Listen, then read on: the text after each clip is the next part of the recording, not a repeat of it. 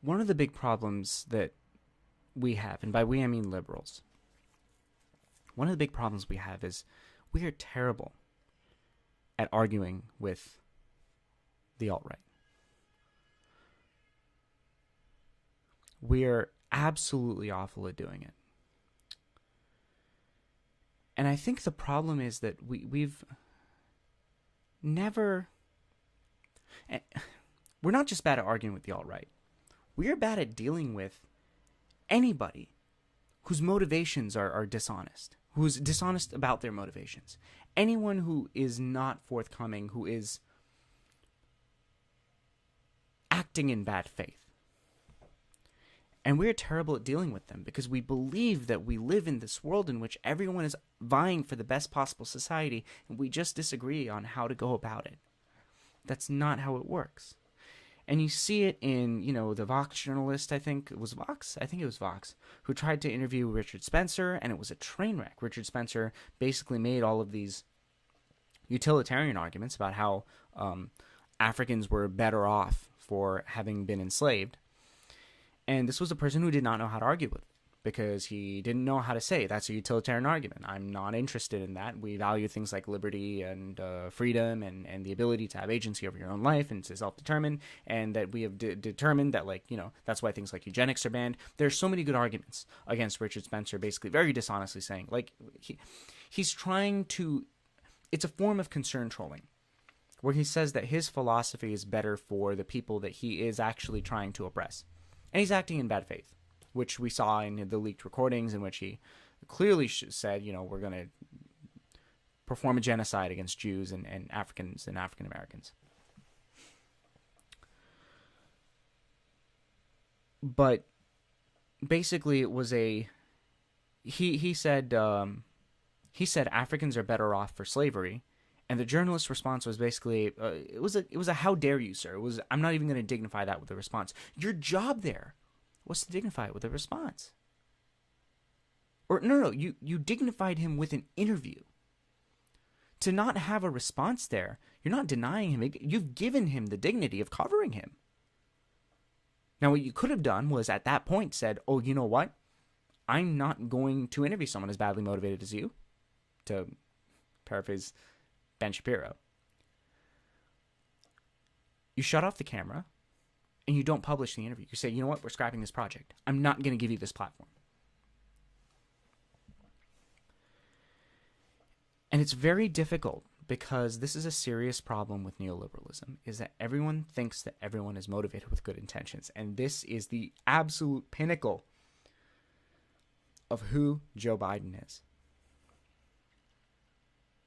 And that's why he doesn't see Republicans as an existential threat to American democracy, even though they have continually suppressed and undermined any form of opposition through gerrymandering, through abuse of political processes, through abuse of values-neutral governance. They have taken values-neutral governance, which is, by values-neutral, it doesn't mean value-excluding. It means literally open to any form of values, and whichever form of values exploits it is the form that gets used. And that's what McConnell did when he held up Merrick Garland's nomination. And he said no lame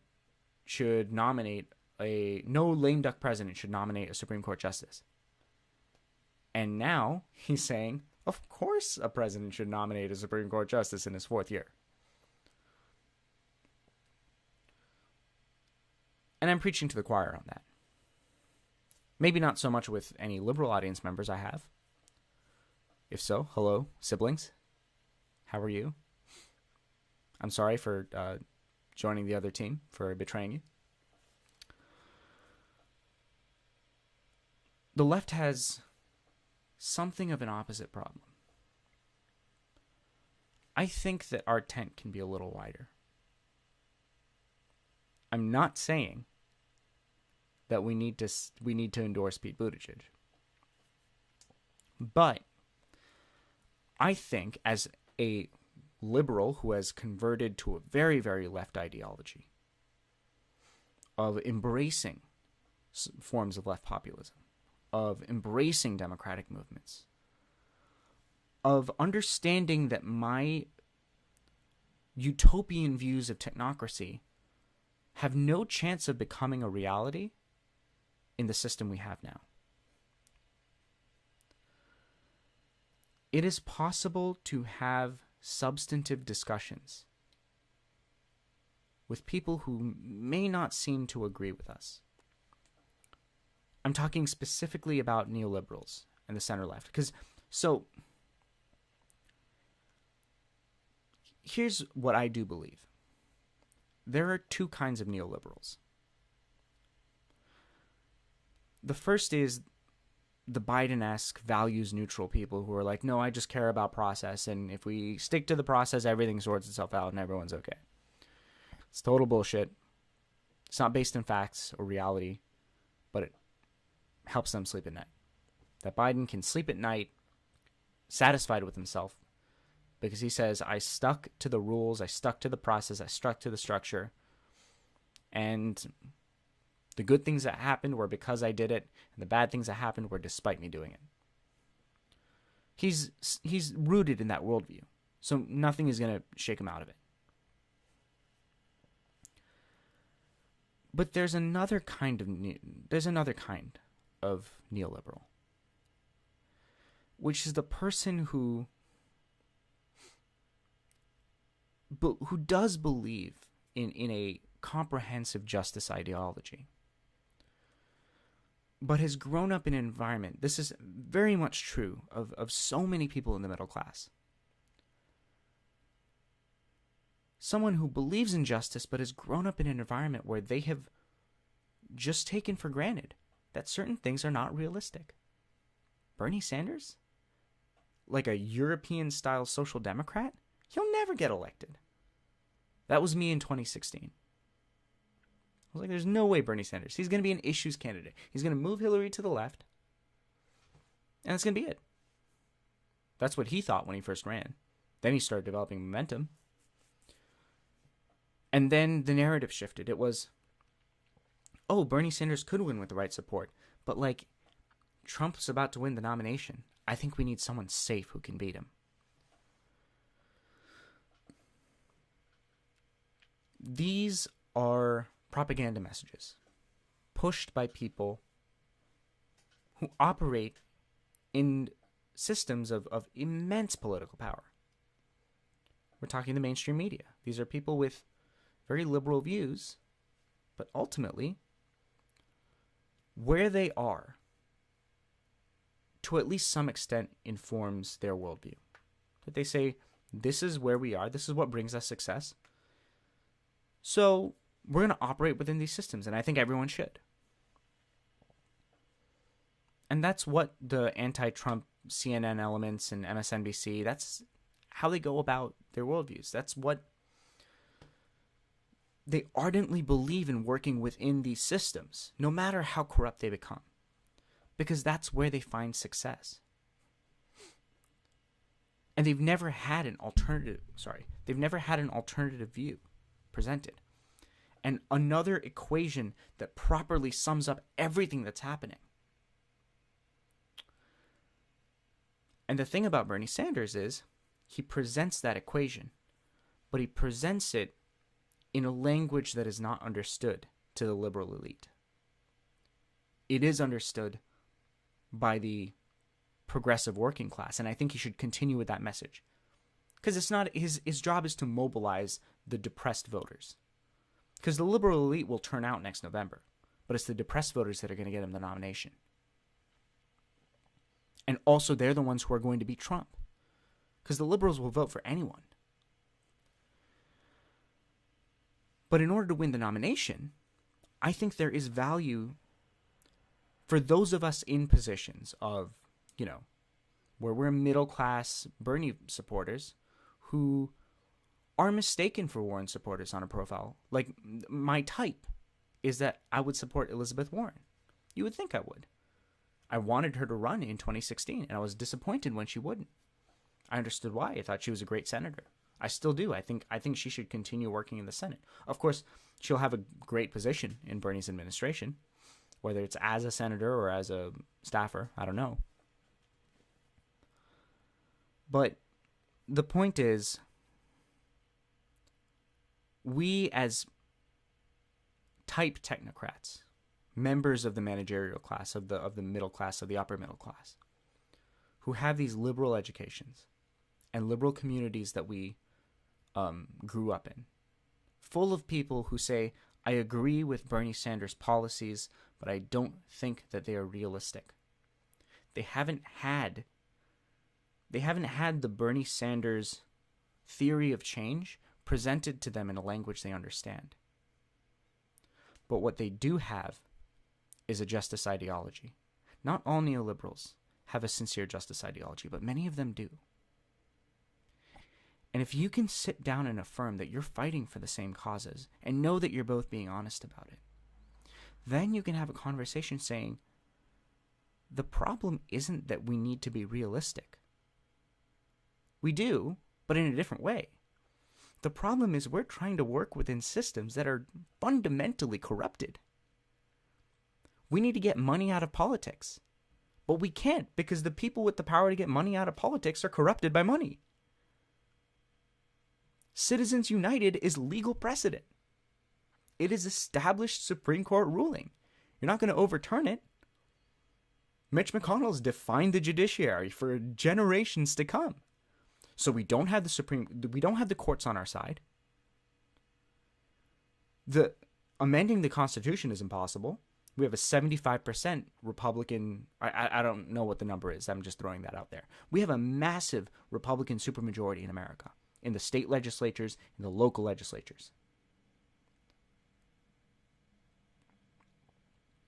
Where's the power? How are we going to get money out of politics? Until we do that, we're not going to be able to change anything. You won't do it.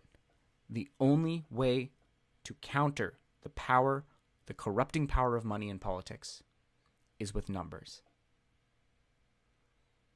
That is the only way to affect change. So it doesn't matter if you believe in a technocratic utopia, because that is literally, your view of that is actively corrupted in applied reality, in its rather application in reality. That this is exactly what my technocracy has turned into. A values-neutral system that is used by the competent for the greater good. No, it's corrupted by the powerful. The people who hold the power corrupt it in order to keep their power.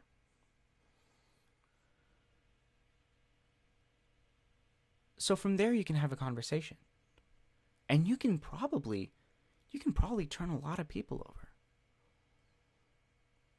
Now, this isn't going to swing the nomination necessarily in Bernie's favor.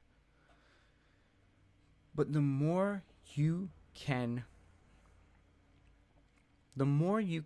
stem the wave, the overwhelming temptation to root oneself in this neoliberal worldview, that you have to operate within systems, you have to change the system from the inside. Everything outside of foreign policy, everything that is wrong with Warren's campaign. And that's why I always say, I want to put a democratic movement behind Elizabeth Warren, because that's the only way that her theory of change can pan out. But then it won't be her theory of change, it'll be Bernie's. But that's okay, because I know that Warren wants those things. I don't know, but I have some faith. I have justifiable faith that Warren wants most of the same things for America that I do. I wish she would care about foreign policy. It is horrible that she doesn't, and that loses her so many points, to the point where I don't necessarily consider myself her supporter anymore. Maybe still with an asterisk, but that asterisk gets bigger. But the point is that it is the theory of change that is the important part. And if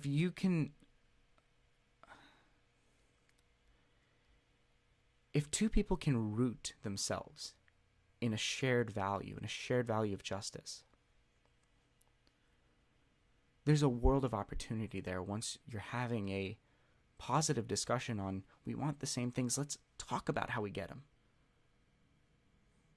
And then you talk about how to go about change, how to gain power, how to affect positive structural reforms. There's a conversation that can happen there. Cornel West, who has been referred to by some people as one of the most important thinkers in society, and I am rapidly agreeing with those assessments, had a conversation in which he said, we need to dispense with the isms. And he was saying that the labels of capitalist versus socialist are problematic.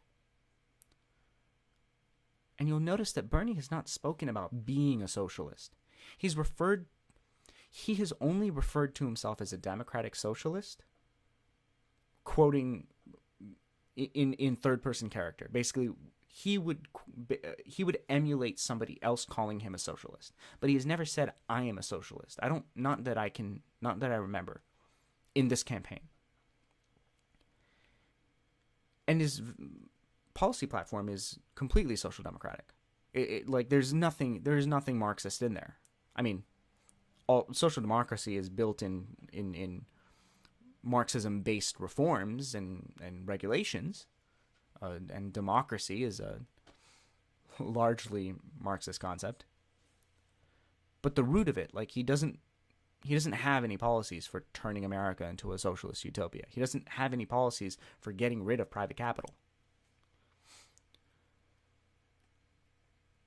What he has said is, I am not a capitalist to my bones, in his many words. And what he's saying there is, I'm not loyal to a system. I'm not loyal to an ideology. I'm loyal to the outcome of justice, of a baseline of social justice, and whatever liberty can be achieved while achieving that baseline of justice. Basic human integrity. And that's where your conversation with your neoliberal friend or your family member or your teacher or whomever,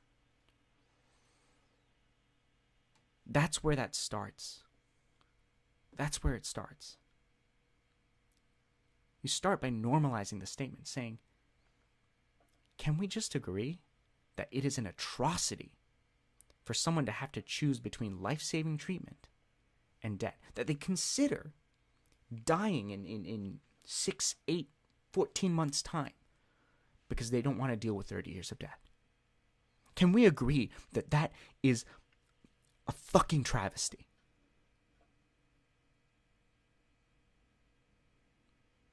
And that's the litmus test. Because anyone who is motivated by social justice will get at least 60% as angry as you over that.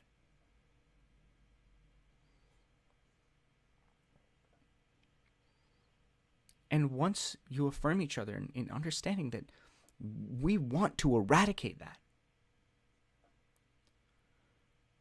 you're no longer capitalists versus socialists, neoliberals versus social democrats. Then you have entered into a new realm of, hopefully, if you believe in social justice across the world, you've entered into a new realm of cosmopolitanism, where you do believe that there is a basic moral dignity and integrity to life that is the right of every person on the planet. Maybe a little dignity for non-humans as well. Maybe not. Maybe we're not quite there yet. We'll stick with the humans for now. And that's what Dr. West was getting at. We're not talking about being a socialist nation. And Dr. West quoted Marx. He quoted Marx in a quote that, to paraphrase, basically said that capitalism is responsible for so many forms of exploitation that erode the basic freedoms of the individual and the basic dignities of their life, that robs them of those dignities. And he said, you don't have to be a Marxist to agree with that. He's stating straight facts.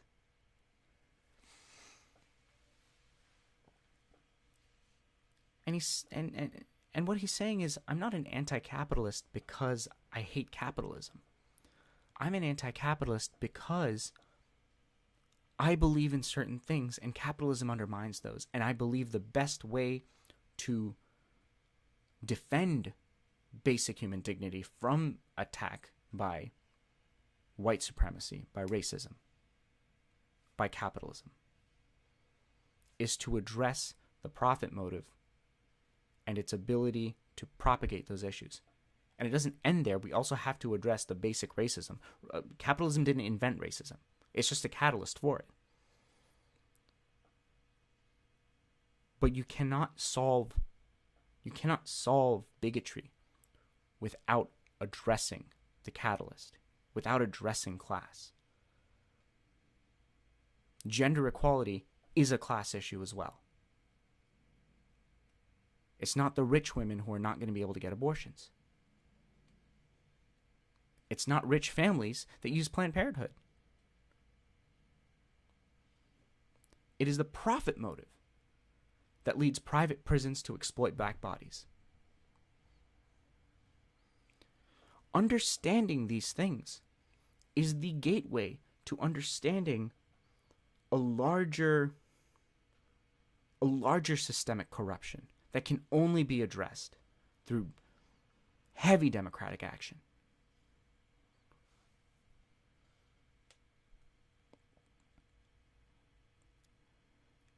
And it is so valuable to root that in the basic idea that all people deserve a certain level of dignity and that the deck is loaded against them. It may seem like it goes without saying, but there's value in being explicit about it, in stating it. It's like saying I love you to your child or to your partner. You might be able to go 30 years without forgetting it. You may think it's implicit, but people forget. People forget when we want the same things as each other. And people forget when we don't want the same things as each other. People take certain basics for granted. And then the for granted gets eroded by time. You tell your partner you love them so that they don't forget it. We should be telling each other and reaffirming with each other that our politics are motivated by love. They are motivated by justice. They are motivated by a basic zest for life. And Cornel West captures that zest for life. That fundamental meta-ethical pursuit of what is good. That goodness is found in justice, but it's also found in art. It is found in food. It is found in love. It is found in sex. It is found in so many indescribable, ineffable aspects, innumerable aspects of the human experience. And that justice is one of all of those things. But it is integral to that goodness. And we need to reaffirm a commitment to that goodness. And once you do that, there's a lot more conversation that you can have. Because you're saying, these are the things that are in the way of that goodness, of that justice. Let's talk about how to solve those. Let's talk about how our methods of trying to solve those have failed. And what seems to be the only way to actually gain the power to address those issues, to answer those questions, to right those wrongs. And there's a lot of value in starting off by just reaffirming. We want the same thing. My strategy is better, and let me tell you why. Because when you look at it from that frame and not as two competing economic ideologies, but rather two people brainstorming over the best strategy to get the same thing, you have a much better conversation. That's the conversation that pulled me here.